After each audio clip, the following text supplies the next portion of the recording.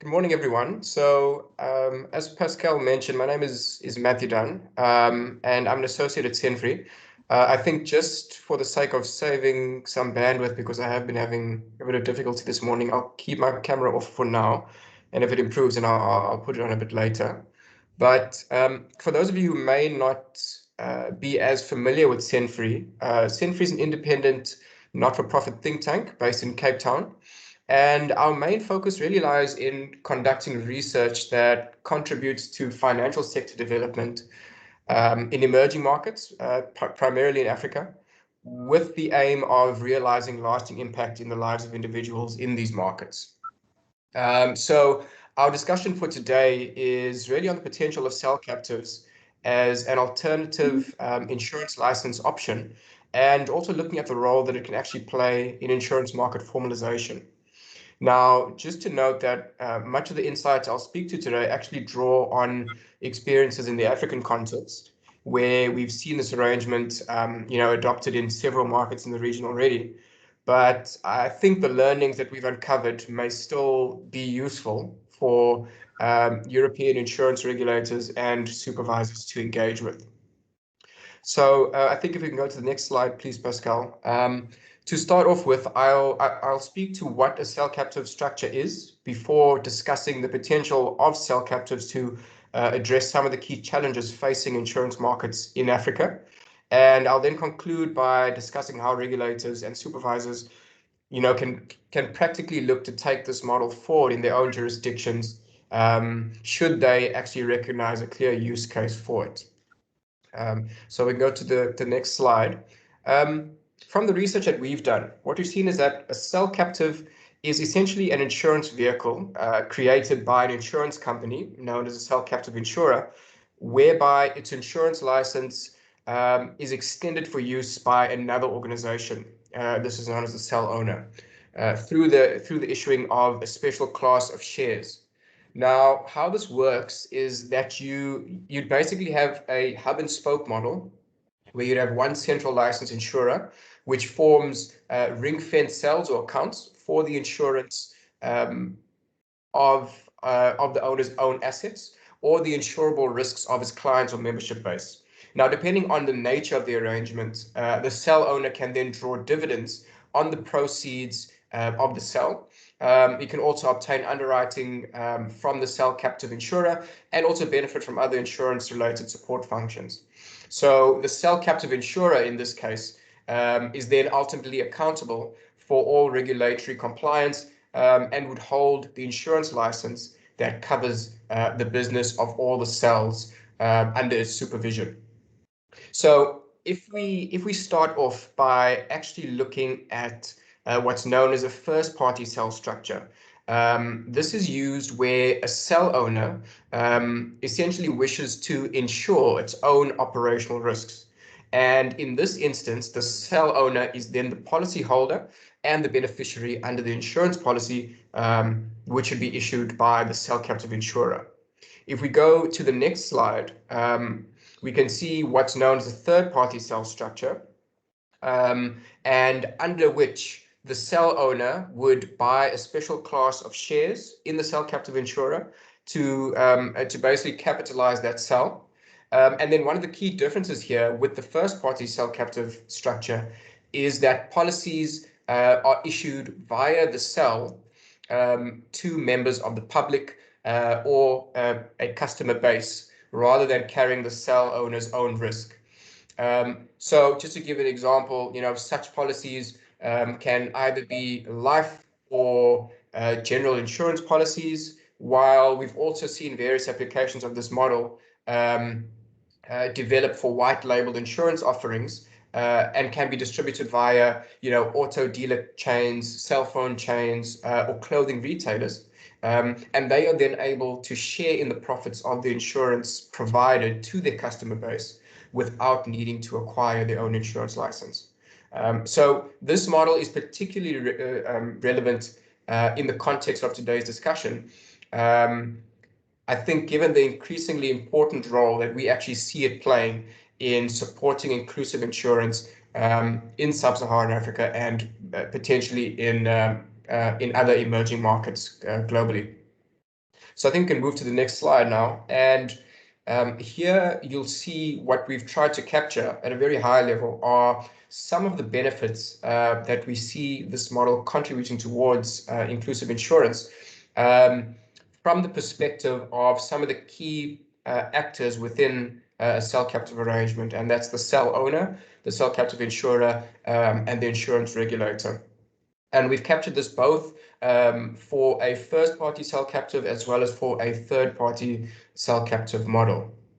Now, from the perspective of the regulator, I think what's clear here is that these models can work to address a number of challenges and structural constraints that we often see associated with insurance markets in sub-Saharan Africa. And in this way, we feel that this model can actually contribute towards a number of the market development mandates that regulators in this region are currently responsible for. So if we go to the next slide, what we can see here is that key amongst some of these market development mandates are often access and formalization, capacity building, and graduation of insurance players, and then finally retail innovation is often quite high on the agenda. But I think for today's discussion of these key use cases or benefits, one of the most relevant is this idea of access and formalization. And that's what I'll kind of be exploring in more detail as we go on. So if we move to the next slide, what we've seen in the African context, and I think this is quite well accepted, is that informality and formalization is quite a persistent challenge for regulators to overcome. And there may be a number of reasons for this, but I'll speak to two key ones in today's discussion and how cell captives can potentially work to address or actually overcome these challenges. So the first challenge is really this idea of a limited set of insurance licensing options that are actually available to accommodate this kind of this influx of new and innovative insurance players. And the second challenge is the high barriers to entry to participate in the formal insurance market in these countries. So when speaking about the issue of licensing, I think the key point here is really about the limited menu or range of licenses available to most regulators, particularly in the context, as I mentioned, of this rise in insurtech players. We're seeing a lot of innovation taking place in these markets, and also increased disaggregation along the insurance value chain. Now, what we're seeing is that increasingly these new insurance market players don't always neatly fit into the more traditional license categories of, the insurer or micro insurer, a broker or agent. And as a result, these entities either operate without licenses, so informally, and in a regulatory gray area, or what you'll see is that they qualify for licenses as agents or brokers, but then have to comply with requirements that are quite irrelevant to the operations that they are currently conducting. So a common example would be, technical service providers in Ghana, for instance, like MicroInsure or Bima, that either don't have licenses or operate under a broker license, despite not doing most or any of the direct sales, but also conducting activities that are far beyond what most brokers would generally be permitted to do. So essentially you have this situation of square pegs in round holes. And this is not so much informalization in the traditional sense of, community type groups, but rather informalization as a result of slow regulatory adaptation. Now, cell captives are one example of an alternative license category that we've identified that can address this for some entities by basically creating a space that provides innovative players with greater autonomy as well as flexibility to operate along the insurance value chain as best suits their particular business models. Be that in design, distribution, or even marketing of new products and services, while remaining under the regulatory safety net of the cell captive insurer's full license. Um, for regulators, what this does is offers an alternative approach to actually fostering retail innovation, while also creating a more enabling regulatory environment that makes more formal and effective provision for these players. I think we can go to the next slide. The next challenge, which I mentioned earlier on, actually relates more closely to the ability of insurance players to move from informal to formal market operations. So the prevalence of informal insurance schemes, particularly in sub-Saharan Africa, does suggest that the existing laws and regulations are not as conducive to creating an inclusive environment for formal insurance operations as we would like to see.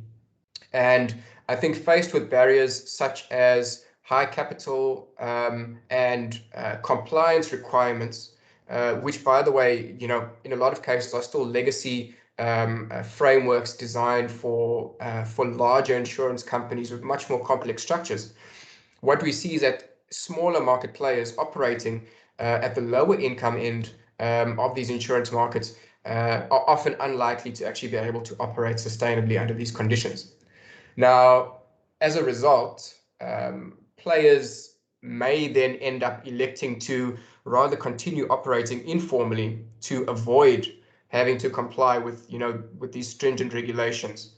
But with operating informally, there are obviously some limitations. So not only with regards to access to additional sources of capital reinsurance, but there's also the risk when it comes to protecting consumers. And this is something that regulators are, I think, quite concerned with, at least the ones that we've spoken to within sub-Saharan Africa. Now, what cell captives do is they actually can help to lower the barriers to entry for many smaller informal insurance players by making the minimum capital requirements more realistic, and by placing the regulatory compliance burden on the cell captive insurer rather than on these much smaller insurtech players or insurance innovators.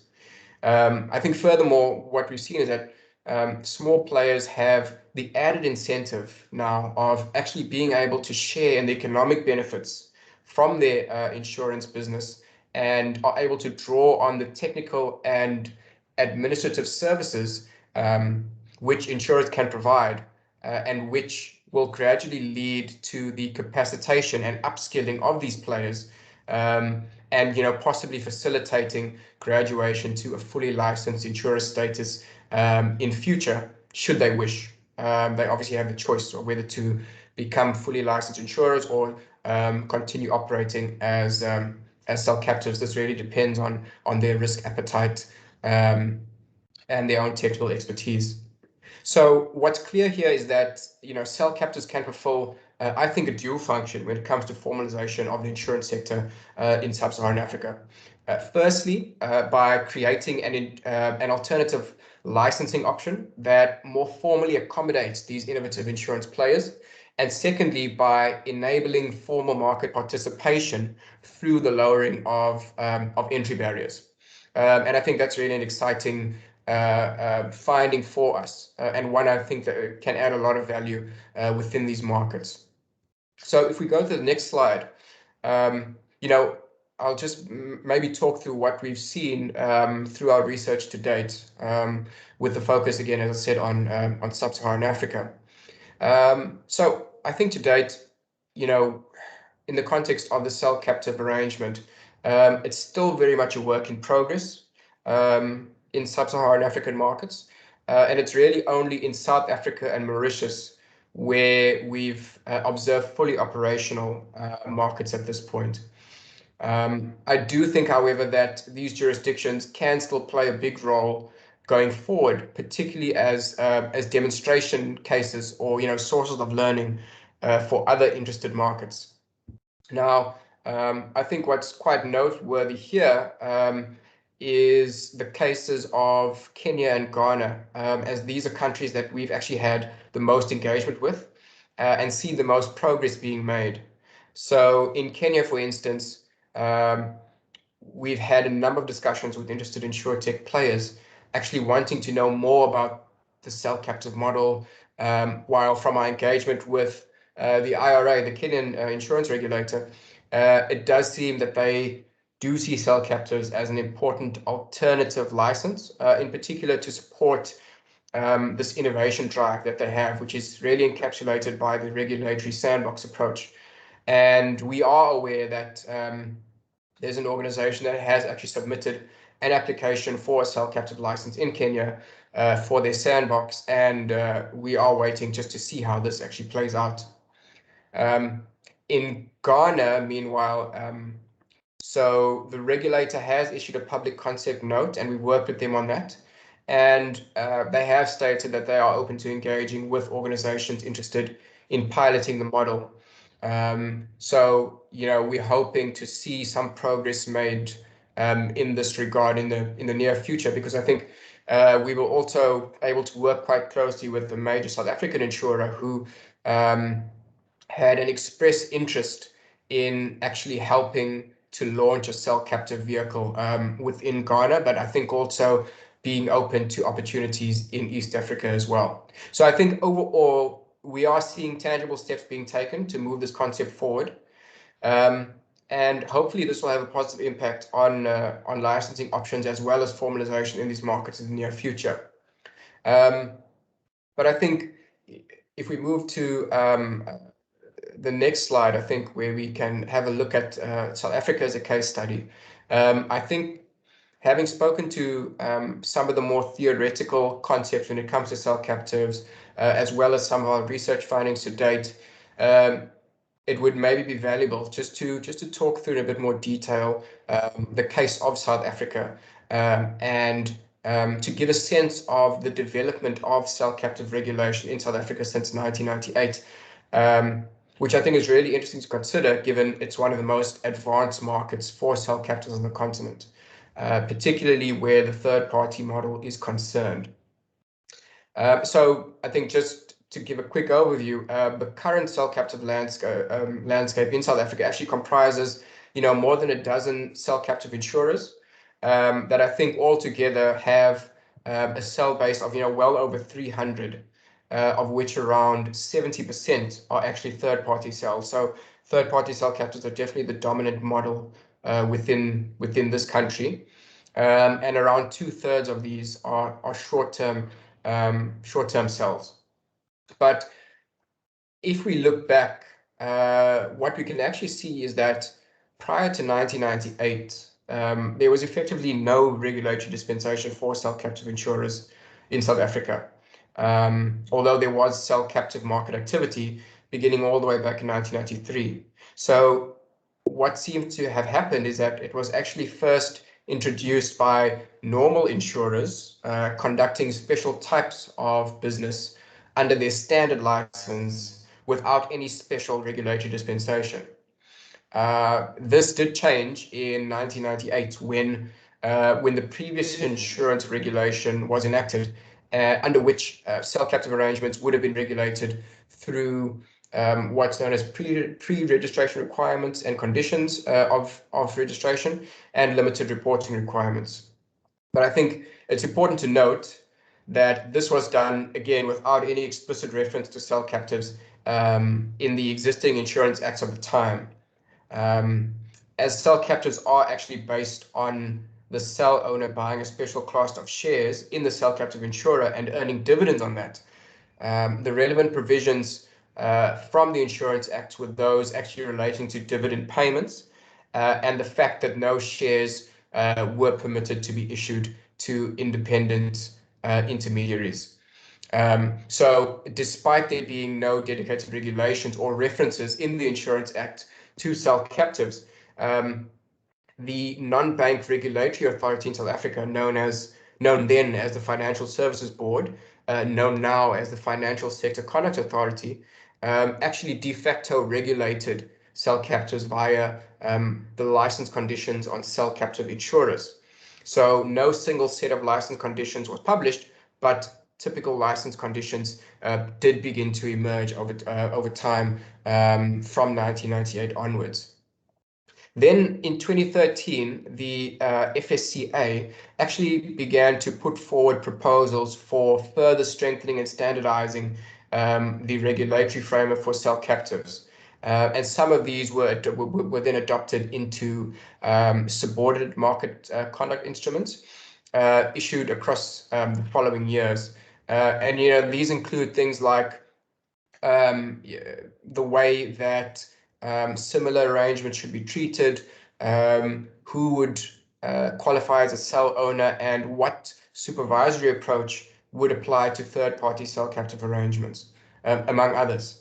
And it was only really in 2018, when the new Insurance Act of 2017 came into effect, that the definition of cell captive insurers, cell structures, first and third party risks was eventually formalized. The prudential standards under the Act also then went on to specify, minimum capital requirements for cells, as well as other market conduct standards that were first proposed a number of years earlier in 2013.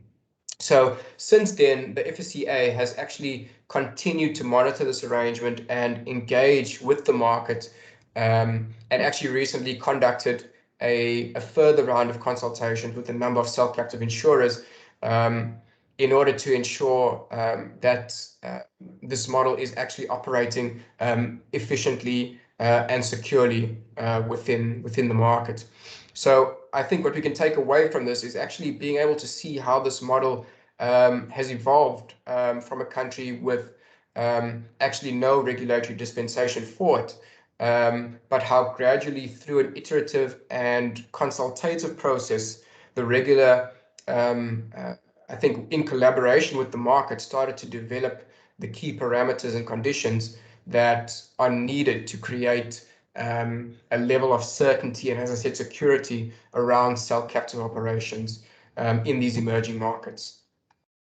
So I think if we move to the next slide, what I want to do is actually, given the research that we've done and by observing how this model has been adopted in real world markets, I'd just like to talk through some of the possible next steps for regulators and supervisors considering this model.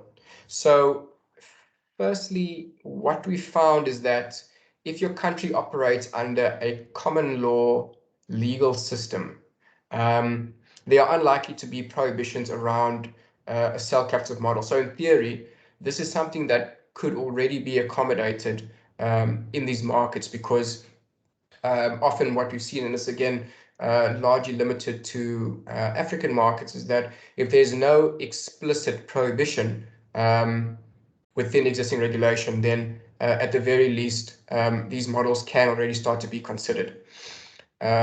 If we go to the next slide, the next aspect, I think, or first step for the regulator may then be to consider market engagement. And they may look to invite prospective cell captive participants to actually engage directly on the introduction of the model in their local market. Now, what we've seen is the purpose of this engagement is really to create an open channel, I think, for sharing of information regarding market concerns, regarding the realities, as well as key regulatory decisions and updates that need to be communicated.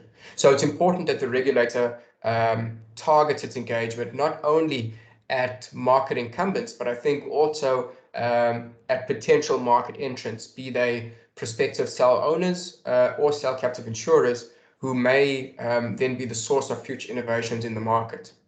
I think should these engagements with interested parties provide the regulator with enough confidence that the proposed partnership arrangement and cell captive business would not end up contravening existing regulation, would serve a market development function and wouldn't create unnecessary risk for consumers, then I think what we've seen is that the regulator may then proceed to a phase whereby the cell captive arrangement can be tested within the market. If we go to the next slide, the next step then is for the regulator to set out the parameters for piloting the cell captive model. So the regulator may actually do this through a test and learn approach, which could initially involve the regulator actually scoping out and setting the conditions to be applied to the model in something like a letter of no objection.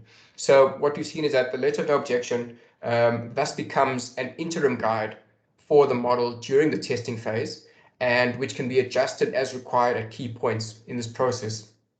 If you think about the letter of no objection, it should clearly articulate, I think, all the conditions, restrictions, and operating requirements for both the cell owner and the cell captive insurer.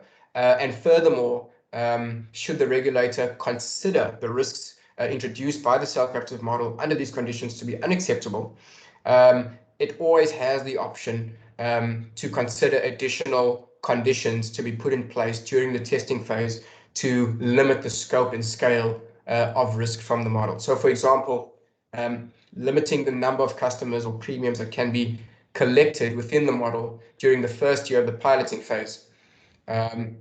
Additional monitoring or reporting requirements can also be added during this phase. Next is and if you go to the next slide, is the phase whereby the regulator can observe and learn from the cell captive pilot. So once the regulator has permitted a cell captive arrangement to be piloted, it may then, for a certain period, observe the way that the cell captive operates in the market and learn from the vehicle's operations.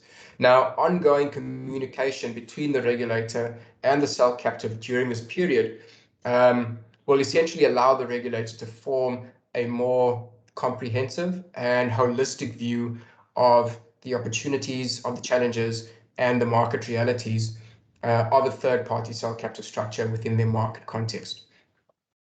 On the next slide, I think in parallel to these steps that I've already mentioned, the regulator will need to build in additional internal capacity to effectively supervise the cell captive pilot. So this could involve shared learning, training sessions, as well as expert engagements. And I think this makes most sense when considering other markets that may be more advanced in their thinking around cell captives, such as Mauritius and South Africa. So, having spoken to regulators in some of these countries, that's something that we've, I think, really pushed for, is to kind of have this open dialogue across borders when it comes to sharing learnings and insights around cell captive implementation and adoption, and also thinking about regulatory measures that can be put in place and have worked in similar markets. And then finally, if we move to the next slide, I think what's really important then is for the regulator to draw on learnings to develop regulation and ensure market certainty. So should the regulator ultimately be satisfied that the model can actually operate efficiently in their local context and does add value to the market and consumers, and should it find that regulation through the letters of no objection are no longer desirable or permanent dispensation, the next step would be to develop dedicated regulation, as we saw happening in South Africa. So this may include the development of clear definitions related to cell captive insurance within the country's Insurance Act. But it may also include a definition in the Act that would provide the regulator with the flexibility to actually develop subordinate regulation on cell captives should it choose. So it would basically offer greater certainty to prospective cell captive participants and to the market more broadly. And I think this is really important in these types of models succeeding in these markets. So there are a number of potential aspects that would, in theory, be covered in this type of subordinate regulation. And in cases of South Africa and Namibia, for example, the subordinate regulation that they included broadly speaks to issues, around cell captive governance, supervision and reporting, capital requirements, market conduct, and consumer protection, among others. So I think, I hope this is really helps to fill some gaps when it comes to the cell captive model.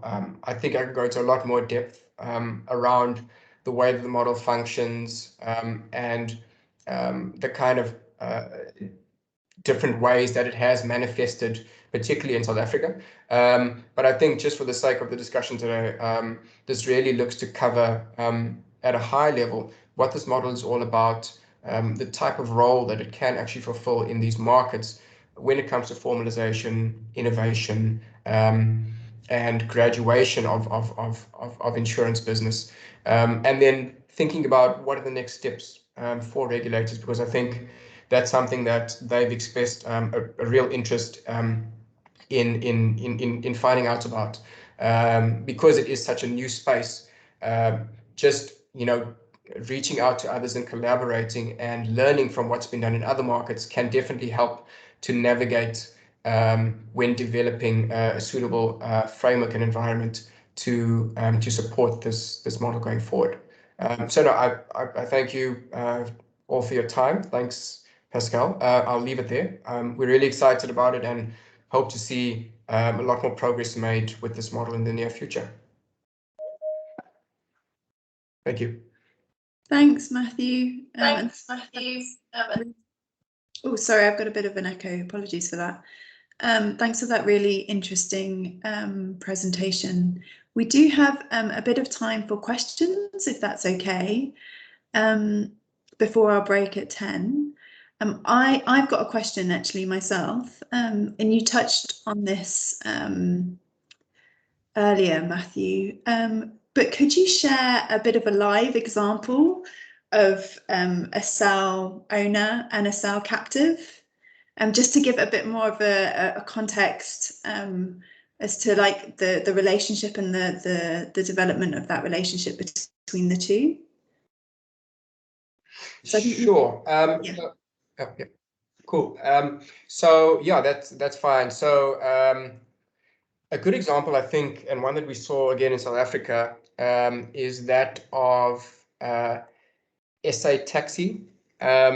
So SA Taxi is basically a group that helps individuals to actually finance the purchase of taxis. So taxis is one of the primary modes of transportation in South Africa, and often taxi drivers don't have the necessary capital or finance to be able to acquire their own taxis and then subsequently run their business. So SA Taxi really plays that role in the country. And what we saw happening is that SA Taxi decided to partner up with an insurer in South Africa because it had such direct access to a real wide range of customers when it came to insurance, to partner up with an insurer and become a cell owner. And what then happened was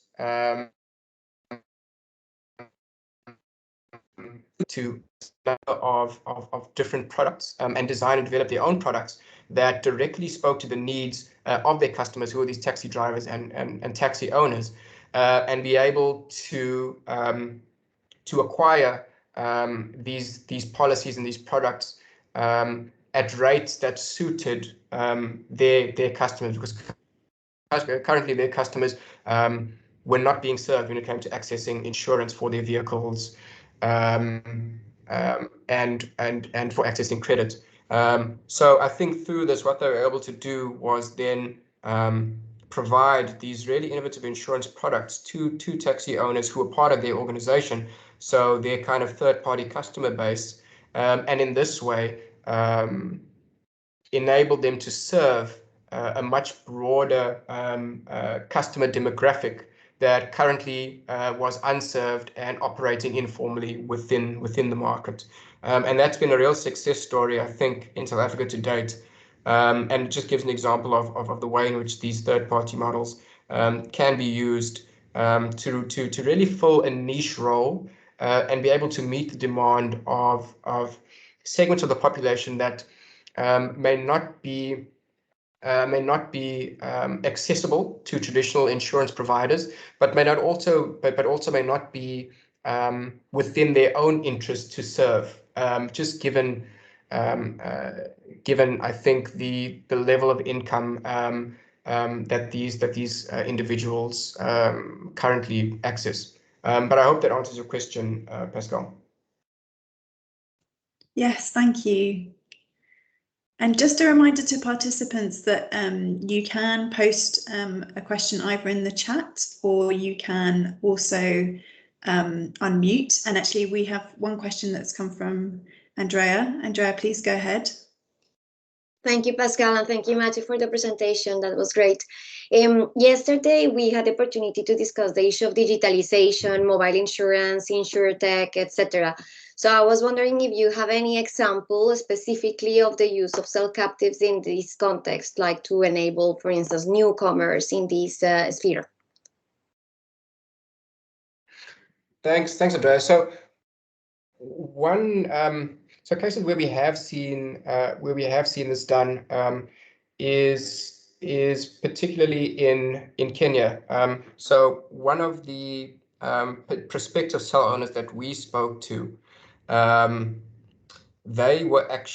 insurtech that is really developing quite interesting insurance products at a micro level.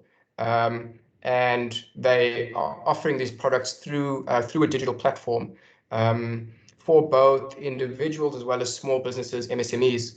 And a big issue for them, and the reason why they were so keen on exploring this option of cell captures was that on their books they currently just didn't have the necessary capital nor meet the existing compliance requirements in Kenya, which would make their business viable. But I think what they were offering was quite forward thinking when we consider the use of kind of mobile platforms and accessing customers digitally.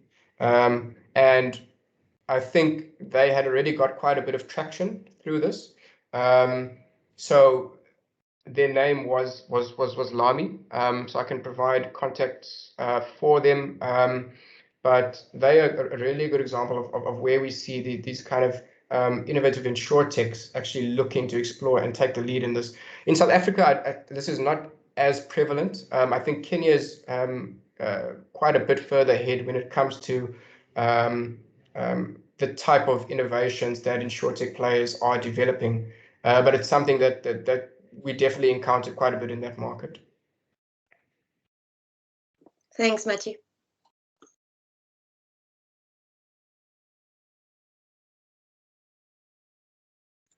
You're on mute, Pascal, but we have a question in the chat. Yeah, we have a question in the chat. What's for you, Matthew? What's the main issue that captive insurance can help with inclusive insurance in a developing country? Yeah, so I think it's a good question. There's a number of issues, as I mentioned. So if we're talking about a developing country, as I said, I think the most appropriate model in terms of inclusive insurance is the third-party model, as this really, firstly, it enables innovative and nimble players to operate and develop products for the formal insurance market, but it also enables larger insurers through these cell owners to actually reach a totally new demographic that they wouldn't otherwise have had access to. So just thinking about what this captive insurance can offer. As I touched on earlier, the first one is retail innovation. So by creating a space for these insurtech players, these smaller innovative insurance organizations, by creating a space for them to actually operate within the formal insurance value chain, but focus on their value proposition, which is really being able to use digital innovations to develop fit for purpose insurance products that speak directly to what their customers want. If you create a space and enable them to focus on that and then leave the regulation to the self-captive insurer, what you have then is a space that encourages retail innovation. So a market where you have better products that are likely to be more affordable and more accessible for a larger portion of the population. And that's something that I think was a clear benefit for us. The other aspect that, or the area that this can contribute to insurance market development and inclusive market development is through this graduation path that it enables. So again, I touched on it in the presentation, but I think what we see often is that you have a lot of smaller players that have a lot of good ideas and could add a lot of value if they were able to enter the market. But a lot of them lack the expertise, both technically, administratively. They don't have a lot of experience in insurance, in the insurance market. And this can hold them back. But again, what a self-captive offers is basically for these small players to, through the self-captive agreement or arrangement, align themselves with larger insurers who obviously do have a lot more know-how when it comes to navigating insurance. And through this close arrangement, they can actually look to leverage a lot of the this expertise and insight that these insurers can provide, as well as a lot of the technical support that is really needed for these smaller players to actually become sustainable entities. So over the course of their engagement with insurers in a self-captive arrangement, they can access a lot of the support both from insurers and reinsurers, and gradually what we've seen happen and is likely to happen going forward is that they then become more capable of operating independently, and should their business develop in such a way that it makes more sense financially for them to actually acquire micro insurance licenses or full insurance licenses, they would then be in a position to do so. So I think this incubation function initially, but then this graduation to a point where they can operate as fully fledged insurers is another way in which self-captives can help to develop insurance markets inclusively. I hope that answers some of the questions there, Pascal. Thanks, Matthew. And we do still have a little bit of time. So actually, this is more a question to the participants, but can any of you share an informal insurance scheme in your market? So what might be applicable to this sort of framework? Oh, and we've actually got, I'll post that in the chat to just see if anyone's got any comments. But we've actually got another question that's come up for you, Matthew. What's the main barriers in front of captive insurance to contribute effectively in the market growth? So I think it's just in terms of the barriers here. So I think what we've been quite clear in a lot of the research that we've done when it comes to cell captives is that although we see a lot of benefits, it's definitely not a panacea. There are still some hurdles that need to be overcome. And for example, one of these is that while it is a lot more affordable for an insurtech player, for example, to capitalize a cell and become part of a cell captive arrangement, it it can still be quite a significant upfront cost and investment to make that jump. So you were seeing in one of the earlier slides that kind of graphed the different levels of capital and compliance burden that need to be adhered to for an agent or broker, a cell, a microinsurer, and insurer. The cell captive is below fully fledged insurers, but it still comes with higher capital requirements and compliance requirements than acting as an agent or broker, for example. So that's one barrier that you definitely need to overcome. The next one is that although cell owners are provided a greater level of autonomy and independence than an agent or broker would, for example, they are still working with traditional insurers, and as a result of this, they are still subject to a lot of the policies and requirements that these insurers put in place to protect their own reputation and to adhere to existing insurance regulation. So there is still some expectation from the insurer when it comes to the cell to the cell owner that they need to adhere to their policies and the way that they do business, and that's just to ensure that they are protected and that the products they offer are of certain standards. So just to be aware of that. And then finally, I think, as I said, in many of these markets, there just isn't regulation that speaks directly to the cell captive vehicle. And while cell owners can operate here, there's still this situation does leave room for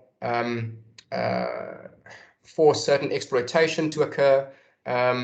I think for unwanted risk to arise when it comes to consumer protection, when it comes to the standard of insurance products and services that are provided. So I think that is also something that needs to be navigated quite carefully, at least initially, until the regulator is able to develop a space to actually test these out more deliberately.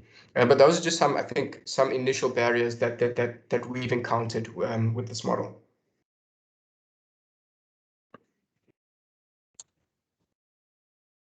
If there are no further questions from the participants, then I'd like to welcome you to give Matthew a virtual round of applause for answering our questions and also for that presentation as well, and for taking the time to join us today. Thank you, Matthew. Thanks, Pascal. Thanks, everyone.